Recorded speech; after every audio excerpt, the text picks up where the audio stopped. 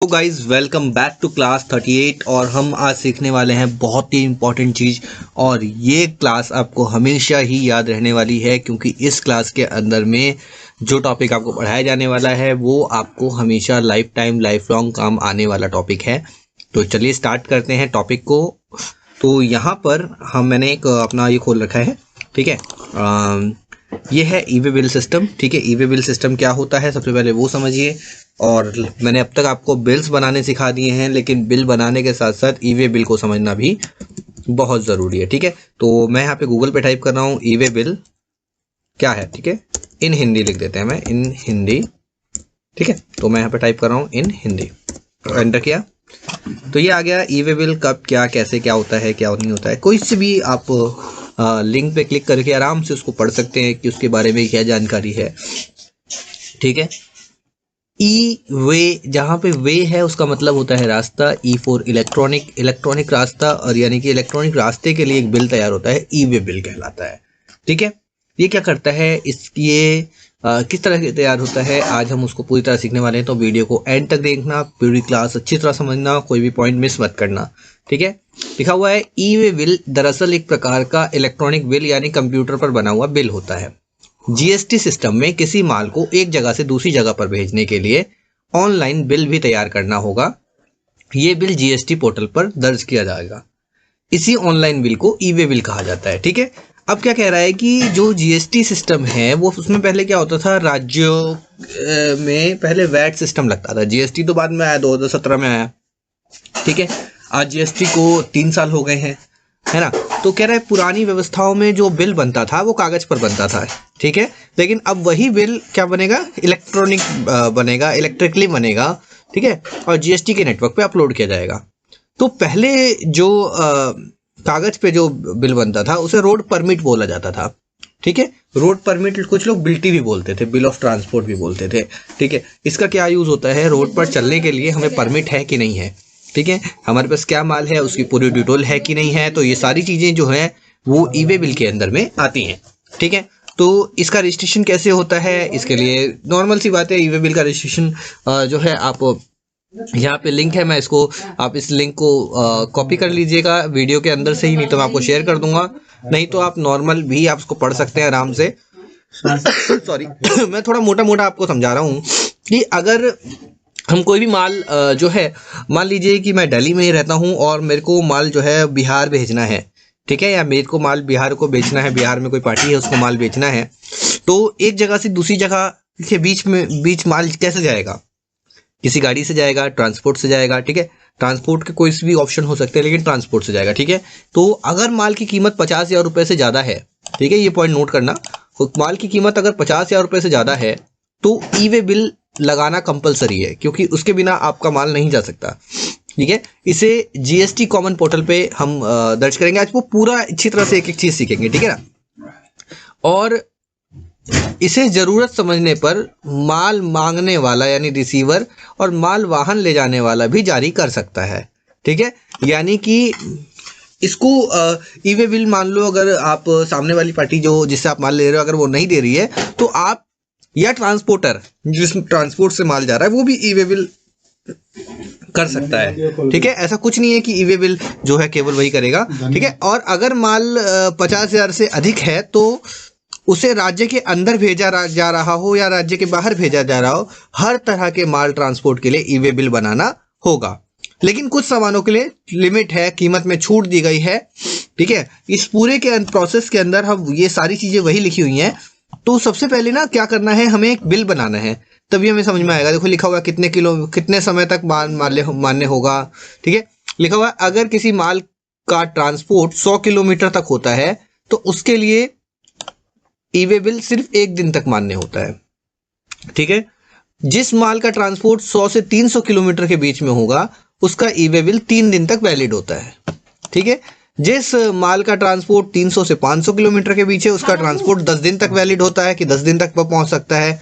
जिस माल का transport 1000 kilometre से उसका 15 दिन तक करीब वैलिड होता है, ठीक है। अब इसमें जो जरूरी जानकारी जो केवल आपको एक टीचर ही बता सकता है, क्लास के अंदर ही मिल सकती है, वो ये है कि ई वे बिल जनरेट करने के बाद अगर आपको कैंसिल करना पड़ गया, ठीक है, तो आप उसे केवल 24 घंटे के भीतर ही कैंसिल कर सकते हैं, उसके बाद वो कैंसिल नहीं होगा। ये बात आपको नोट करनी है, ठीक है। अब ये जो है, ये जो मैं आप देख रहे हो अपनी स्क्रीन पर, ठीक है, ये है ई-वे बिल जीएसटी की ओरिजिनल साइट, ठीक है। इस साइट का नाम है ewaybillgst.gov.in, ठीक है। इस साइट पे हम ई-वे बिल जनरेट करना सीखेंगे आज, कैसे करते हैं। तो उसके लिए सबसे पहले हमें एक बिल जनरेट करना होगा। तो मैं अपनी टैली ऑन कर लेता हूं यहाँ पे, और टैली ऑन करने के बाद मैं आपको दिखाता हूं कि बिल कैसे बनाना है, ठीक है। बिल तो आपको नॉर्मली आ गया है, सारा बिल बनाना है, ठीक है। Let it be on. तो पहले हम काम करते हैं, एक परचेज बिल हम ले लेते हैं इससे, ठीक है।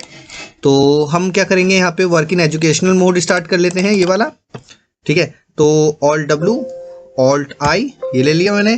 कंपनी मेरी पहले से बनी हुई है, देखें इसमें बिल अगर पहले से बना हुआ हो तो हम ज़्यादा टाइम वेस्ट ना करते हुए हम वो बिल ले लेंगे डायरेक्ट, ठीक है। तो हमने ये बिल ले लिया, फंक्शन दबाना पड़ेगा, ये आ गया। और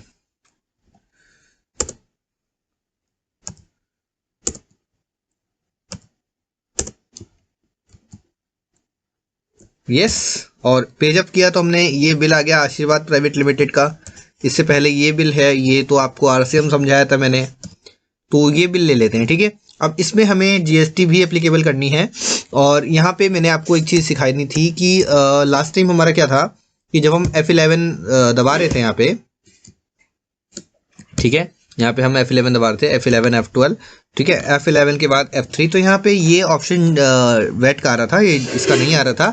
अगर आपके भी किसी सिस्टम में ऐसा ऑप्शन हो तो मैं आपको तरीका समझा देता हूँ कि इसको कैसे अपडेट करते हैं। और अच्छा हुआ कि ये जो प्रॉब्लम है ये अभी क्लास के सामने ही आ गई। तो हम क्या करते हैं, हम यहाँ से जाते हैं अपनी डायरेक्टरी के अंदर जहाँ पे भी हमने इस सॉफ्टवेयर को इंस्टॉल कर रखा है, ठीक है। ये रहा हमारा टैली ERP9, और ये तो है आपका इधर बैठो ना, टैली प्राइम का सेटअप है ये। और यहाँ पर इसको देखते हैं हम लोग कहाँ इसका इंस्टॉलेशन फाइल है, क्योंकि सबसे पहले फाइल समझना चाहिए। अगर फाइल डायरेक्ट ना मिले ना तो एक तरीका है, राइट क्लिक किया और राइट क्लिक करने के बाद यहाँ से ना एक ऑप्शन होता है, यहाँ पे एक ऑप्शन होता है कि भाई आप अपना पाथ दिखाओ, ये लिखा हुआ है ओपन फाइल लोकेशन। तो हम इस पर क्लिक करेंगे, ये फाइल की लोकेशन खुल गई, F ड्राइव में फाइल इंस्टॉल है। यहाँ पे देखिए ये लिखा हुआ है सेटअप। तो सेटअप पे आप जब जाओगे, यहाँ पे येस करोगे तो सेटअप में ऑप्शन आ जाता है अपग्रेड का। तो जब आप अपग्रेड पे क्लिक करते हो तो ये बोला the installer could not connect to the internet, ensure that your computer is connected to the internet. चलो हो सकता है कि मेरा अभी कंप्यूटर नेट से कनेक्टेड ना हो, इसलिए ये इस तरीके से एरर आ रहा है। तो यहाँ से हम लोग अपग्रेड पे जैसे ही क्लिक करेंगे ना यहाँ पे, तो उसका ऑप्शन अपने आप आ जाता है कि अपग्रेड हम कर सकते हैं, ठीक है। यहाँ पे हमें नहीं आ रहा है, मैं बाद में देख लूँगा, ठीक है। तो फिलहाल के लिए मैं इसको प्रॉपर तरीके से बनाता हूँ जीएसटी बिल के अंदर में, ठीक है। हालांकि मान लो ये हमारा बिल है और ये इसका बिल नंबर है परचेज का, ये रहा, ठीक है, ये वाला। तो परचेज एक नंबर, हमने कहा कि बिल का नंबर 1 है, तो मैंने एक नंबर को चेंज कर दिया, थोड़ा अटपटा सा लग रहा है एक नंबर बिल, ठीक है। तो मैं इसको चेंज कर देता हूँ। और मैंने इसको कहा कि आज क्या तारीख है, 17 तारीख है, और बिल का जो नंबर है वो 2020-21 से मैंने कहा 01, ये बिल का नंबर है, ठीक है। एंटर किया। यहाँ पे हम डेट रख देते हैं 1 जनवरी रख देते हैं। हालांकि ये इस तरह के बिल अपलोड नहीं लेता है ई-वे बिल। ई-वे बिल जो है वो करंट डेट का ही बनता है, ठीक है। तो 17/1/2021 की डेट तो नहीं लेगा ये, खैर जहाँ तक मेरा अनुमान है नहीं ले रहा। तो हम इसको 1/1/2021 कर देते हैं, क्योंकि अभी हम समझना है सिर्फ, ठीक है। ये ले लेते हैं भैया, तो ये भी नहीं ले रहा, क्या करें। F2 दबा के देखें, F2 सॉरी। तो इसको यहाँ पे ले लेता हूँ F2, और डेट में लिख लेते हैं 1/1/2021 आ गया, 1/1/2021 आ गया, ठीक है। ऑल्ट के साथ F2 जो होता है वो F2 केवल आप दबाते हो कीबोर्ड पे तो ये क्या करता है, ये डेट चेंज करता है। और अगर आप इसी ऑप्शन को ऑल्ट के साथ F2 दबाओगे इस तरीके से, तो वहाँ पे ऑप्शन आ जाएगा आपका करंट ईयर चेंज करने का। देखो दिखाऊं, ऑल्ट के साथ F2, तो ये देखो ये आगे चेंज पीरियड, यहाँ से हम पीरियड चेंज कर सकते हैं 2018, 19, 19, 20, 21, 22 इस तरह से, ठीक है। तो ये बिल ऑलरेडी बना हुआ है, बस मैंने इसकी डेट चेंज करी है। तो मैं इसको कर देता हूँ alt control A accept, accept किया मैंने इसको। यहाँ पे ये इनवॉइस नंबर पूछ रहा है मुझसे भैया कि इनवॉइस नंबर क्या है, डेटा क्या है। तो मैं इसको क्या कर रहा हूँ, मैंने इसको पीछे गया, मैंने कहा पीछे करूँ इसको, तो देखें पीछे क्या आ रहा है, मुझसे पूछ रहा है ये 1 जनवरी में ही इसने कंट्रोल एक्सेप्ट ले चुका है। ठीक है, अब फिलहाल के लिए आशीर्वाद प्राइवेट लिमिटेड का कोई अपना जीएसटी नंबर इस पर नहीं है, और हमें ई वे बिल जनरेट करने के लिए जीएसटी नंबर चाहिए होता है, ये बात आपको ध्यान रखना है। ठीक है, तो हम क्या करते हैं, एक टेम्परेरी बिल जो है वो मैं ले लेता हूँ और मैं दिखाता हूँ आपको उसके ऊपर हम कैसे ई वे बिल जनरेट करते हैं। ठीक है, तो यहाँ पे ये क्या खुल गया यार, इसको हटा देते हैं। यहाँ पे भाई कहते हैं भाई बाद में देखेंगे, ठीक है, कैंसिल कर देते हैं इसको। कैंसिल करने के बाद यहाँ पे इसे छोड़ते हैं, यहाँ देखते हैं, यहाँ देखते हैं इसको कि ये किस तरीके से आ रहा है। ठीक है, तो यहाँ पे हमने ई वे बिल, यहाँ पे ये ई वे बिल की साइट ओपन है। पहले मैं इसे लॉगिन करता हूँ और फिर मैं आपको बाकी चीज़ दिखाता हूँ, लेकिन उससे पहले मेरे को बिल ढूंढना होगा। ठीक है, तो मैं यहाँ पे क्या कर रहा हूँ, मैं लॉगिन कर रहा हूँ। ठीक है, और ये लॉगिन डिटेल आ गई, मैंने इसमें आईडी पासवर्ड ऑलरेडी डाल रखा है और मैं सिर्फ लॉगिन कर रहा हूँ 2XLRJ। ठीक है, अब आप बोलोगे सर आप हमें प्रैक्टिस करनी, तो भी यार प्रैक्टिस के लिए तो नहीं हो पाएगा क्योंकि ये कॉन्फिडेंशियल पासवर्ड्स होते हैं। ठीक है, लेकिन हाँ आप इसको देख के समझ के स्टेप बाय स्टेप लिख लो कि है। ठीक है, तो मैंने इसको डाला, लॉगिन किया, तो लॉगिन करते ही ये मेरा लॉगिन हो गया। ये बोला चेंज पासवर्ड, मैं कह रहा हूँ अभी मुझे चेंज नहीं पासवर्ड करना है। ठीक है, यहाँ पे ये आ गया ई वे बिल, मैंने कहा कि जनरेट न्यू, नया जनरेट करना है। तो कुछ इस तरह से आपका जो है एक फॉर्म खुलता है ई वे बिल का, ये कुछ इस तरह से खुलता है। ठीक है, इसमें ये हमारा नाम है, हमारी फर्म का नाम है। ठीक है, और ये डॉक्यूमेंट नंबर में आपको बिल का नंबर डालना होता है। तो क्योंकि मैं बिल आपको वो वाला नहीं दिखा रहा हूँ, मैं आपको ये वाला बिल दिखा रहा हूँ, तो हम क्या करते हैं, हमें तो यहाँ से जीएसटी नंबर ही पुट अप करना है। तो यार मैं बिल का नंबर वही ले लेता हूँ, क्या डालता हूँ हमने, ये डालता हूँ 2020-21-01। ठीक है, तो मैं इसी को ले लेता हूँ। ठीक है, तो मैंने डाला 2020 से 21/01। ठीक है, यहाँ पे डेट क्या है, डॉक्यूमेंट की डेट 17 तारीख की डेट है, 18 की डेट है, कौन सी तारीख का आप बिल लगाने चाह रहे हैं, इनवॉइस यूज़ करना चाह रहे हैं। ठीक है, यहाँ पे कुछ ऑप्शंस होते हैं, जैसे सप्लाई टाइप में आउटवर्ड या इनवर्ड। अगर मान लो अगर आप माल बेच रहे हो, तो आप आउटवर्ड करोगे। अगर आप खरीद रहे हो और आप खुद जनरेट कर रहे हो तो आप इनवर्ड यूज़ करोगे। ठीक है, सप्लाई है, एक्सपोर्ट करना है, जॉब ड्यूटी है। ठीक है, लोड्स हैं, यहाँ पे अपने यूज़ के लिए, किसी और चीज़ के लिए, अलग अलग ऑप्शंस होते हैं। ठीक है, इसमें हमें सप्लाई रखना है क्योंकि हम बिल को सप्लाई कर रहे हैं, एक जगह से दूसरी जगह सप्लाई कर रहे हैं। ठीक है, यहाँ पे बिल टू में उस पार्टी का नाम आता है जिस पार्टी को हम माल बेच रहे हैं। ठीक है, तो मैंने आशीर्वाद रखा था लेकिन मेरे पास उसका जीएसटी नंबर नहीं है, तो मैं आपको जीएसटी एक नॉर्मल एक डेमो जीएसटी दिखा रहा हूँ। तो मैं यहाँ पे ये जो एसर इंडिया है इसका मैं इसको जीएसटी को कॉपी कर रहा हूँ। ठीक है, और यही जीएसटी मैं वहाँ पे पेस्ट कर दूंगा। ठीक है, कॉपी Ctrl+C, और मैं इसको यहाँ पे गया और मैंने किया Ctrl+V। ठीक है, जैसे ही मैंने इसको केवल जीएसटी नंबर पेस्ट किया तो यहाँ पे दिखा दिया कि एसर इंडिया प्राइवेट लिमिटेड जो है ये इसका एड्रेस है, पूरा का पूरा ये पिन कोड है, कर्नाटका की ये एड्रेस है। ठीक है, अब मैं इसको माल क्या बेच रहा हूँ। ठीक है, सबसे इंपॉर्टेंट चीज़ है मैं इसको माल क्या बेच रहा हूँ। ठीक है, तो भाई मैंने इसको बोला कि मैं एक लैपटॉप बेच रहा हूँ। ठीक है, अच्छा एक बात याद रखना कि जो प्रोडक्ट आप बेच रहे हो, जो जिसके नाम का आपने बिल बनाया है, जिसके नाम का बिल काट रहे हो, आप केवल वही प्रोडक्ट का नाम लिखोगे। अगर कोई और प्रोडक्ट आपने लिखा तो वो गड़बड़ हो जाएगा। दूसरा, आप अगर एक से ज़्यादा प्रोडक्ट खरीद रहे हो तो आपके पास ये प्लस का निशान है। ठीक है, आप उसमें एंट्री कर सकते हो, नहीं तो आप नॉर्मली एंट्री रहने दो, उसको कोई दिक्कत नहीं है। ठीक, तो मैंने इसको लैपटॉप रखना है, मैंने इसको रख दिया लैपटॉप हम बेच रहे हैं। ठीक है, और एक जीएसटी का ये HSN कोड होता है किसी भी चीज़ का। इसको हम HSN कोड क्या होता है वो आपको मैं बाद में सिखाऊंगा। फिलहाल के लिए मैं आप इतना समझ लो, गुड्स के लिए HSN कोड लगता है और सर्विसेज के लिए SAC कोड लगता है। ठीक है, यहाँ पे देखो इसका HSN कोड ये है, ये इसने इस चीज़ को ख़रीदा है। तो मैं लैपटॉप में मैंने इसको इस पर किया और ये रहा देखो डिस्क्रिप्शन ऑफ गुड में ये लिखा हुआ है, यहाँ पे इतनी ये गुड्स का नाम है पूरा।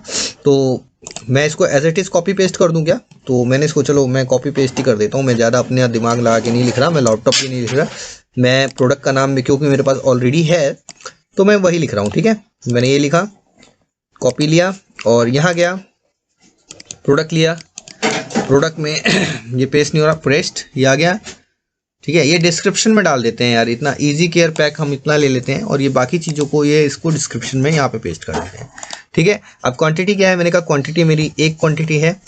ठीक है, और यूनिट क्या है, जैसे एक पीस हम लैपटॉप का ले रहे हैं। ठीक है, अब उसकी वैल्यू जो है वो तकरीबन 50,000 रुपये है, तो मैं यहाँ 50,000 ले रहा हूँ।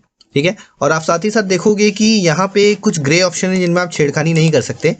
ठीक है, क्योंकि ये कर्नाटका है और मेरी फर्म दिल्ली की है, तो दिल्ली से कर्नाटका के बीच CGST SGST नहीं एप्लीकेबल हो सकता, तो वहाँ पे IGST लगेगा। तो IGST वाला कॉलम इनेबल है, यहाँ पे मैंने कहा कि IGST लगेगा। कितने परसेंट लगेगा, 18% लगेगा, तो 18% के हिसाब से 9,000 रुपये टैक्स हो गया, और 50,000 प्लस 9,000 रुपये टैक्स यानी 59,000 रुपये, 59,000 रुपीज़ का बिल बन गया। ठीक है, अब ये किस ट्रांसपोर्ट से जा रहा है उसकी ट्रांसपोर्टर ID भी मांगेगा।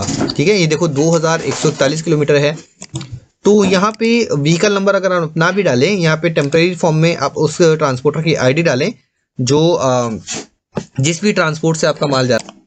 डॉक्यूमेंट तो मैं चाहिए, तो मैं एक काम करता हूँ, मैं मोबाइल में मेरे पास एक ID है ट्रांसपोर्टर की, मैं वो देख लेता हूँ और उसको मैं यूज़ कर लेता हूँ आपको सिखाने के लिए। ठीक है, तो यहाँ पे देखते हैं कि मेरे पास ट्रांसपोर्टर कौन सी ID है।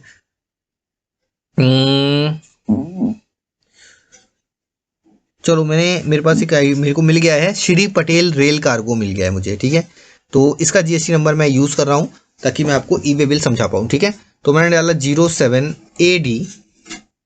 ठीक है, JF। अब तुम देखोगे कि जब भी मैं इसको GST नंबर को डालूंगा ना, तो अपने आप बाकी डिटेल फिल हो जाएगी। ठीक है, ADJF S 9141 A1 Z5। तो देखो यहाँ पे अपने आप लिखा हुआ आ गया रेल कार्गो श्री पटेल का। अब मैं इसे कर रहा हूँ सबमिट। ठीक है, तो ये बोल रहा है R1 फाइल नहीं है, क्या आप उसे फिल करना चाहोगे। ठीक है, तो मैंने कहा छोड़ो इसको, अभी हम नहीं देखना इसको। कह रहा है ये ठीक है, तो जैसे ही मैंने किया, ये देखो आपके सामने ये बिल ई-वे बिल प्रिंट होके आ गया आपका 59,000 रुपये का। मैंने ई-वे बिल जनरेट कर दिया है यहाँ पे SK ट्रेडर्स के नाम का, और मैंने इसको प्रिंट करना है तो प्रिंट कर लेंगे। ठीक है, यहाँ से प्रिंट हो जाता है ये, और प्रिंट होने के बाद ये कुछ आपको ऐसा दिखेगा। ये देखो ये प्रिंट हो गया, 1 नेशन 1 टैक्स लग गया। मैं इसे कैंसिल कर रहा हूँ और यहाँ से इस यूनिक ID को मैं यहाँ से कॉपी कर रहा हूँ, ताकि ये मेरे को मैंने आपको सिखाने के लिए ही लिया है। तो मैं इसको कॉपी Ctrl+C कॉपी कर ली मैंने। ठीक है, और कॉपी करने के बाद मैं यहाँ से इसको एग्जिट करता हूँ, या इसका प्रिंट आउट लेके रख लेते हैं, काम आएगा। तो मैं इसे सेव कर रहा हूँ। ठीक है, माई वर्क के अंदर में कैंसिल। अब मुझे कैंसिल करना है, मान लो मैंने तो जनरेट कर दिया, देखो लिखा हुआ आ रहा है, तो मेरे को इसको कैंसिल करना है। तो मैं यहाँ पे देखो, यहाँ पे ऑप्शन आता है कैंसिल का। ठीक है, तो कैंसिल करोगे, यहाँ पे ई-वे बिल नंबर है, मैंने इसको डाला ई-वे बिल नंबर को, और मैंने किया गो। जैसे ही मैंने गो किया तो ये आ गया पूरा का पूरा, ये 59,000 रुपये का बिल है, ये है। तो ये कह रहा है कि रीज़न क्या है, अब क्यों कैंसिल करना चाहते हैं इसको। तो मैंने कहा कि वही ऑर्डर हमने कैंसिल कर दिया है, या डेटा एंट्री है, बाय मिस्टेक डेटा एंट्री हो गई है, और मैंने इसको करा कैंसिल। तो जैसे ही मैंने इसको कैंसिल किया तो यहाँ पे एक अलर्ट आ गया कि ई-वे बिल कैंसिल्ड सक्सेसफुली। मैंने जैसे ही ओके किया तो देखो यहाँ पे ये ई-वे बिल कैंसिल हो चुका है। ठीक है, यानी कि अब हमें कोई भी खतरा नहीं है, कोई भी डर नहीं है, ई-वे बिल हमने कैंसिल कर दिया है। ठीक है, तो आई होप आपने आज की क्लास एंजॉय की होगी। आज आपको कुछ बहुत ही अच्छा नया सीखने को मिला। ठीक है, तो thank you so much and thanks for watching. अपना बहुत सारा ख्याल रखना है, चैनल पे बने रहना है, लॉग आउट करना मत भूलना कभी भी। और किसी का आप ई-वे बिल बना रहे हैं तो लॉग आउट करना मत भूलना। इस लिंक को आप ले लीजिएगा, इसको कर लीजिएगा, इसको कॉपी, और यहाँ पढ़ना। ठीक है, तो आई होप आप लोग मेहनत करोगे, और मुझे बताना आज की क्लास कैसे लगी, कमेंट बॉक्स में अपने कमेंट्स जरूर डालना। ठीक है, मैं उम्मीद करता हूँ कि आप लोग इसको कमेंट को करोगे। ठीक है, और इस जानकारी को आप शेयर कर सकते हो आधे से ज़्यादा लोगों को, तो जितने लोगों तक आप शेयर करो, मैं चाहता हूँ आपको ज़्यादा से ज़्यादा जानकारी शेयर मिले अपने दोस्तों तक। आपको अगर आपको कोर्स समझ में आ रहा है, अच्छा लग रहा है कोर्स, तो अपने दोस्तों तक बताओ। केवल रजिस्ट्रेशन फीस 500 रुपीज़ है, तो आगे शेयर करो। और मैं चाहता हूँ ये कोर्स आपका जल्दी से जल्दी कंप्लीट हो, तो वो भी मेरी जिम्मेदारी है। Okay, take care, bye bye.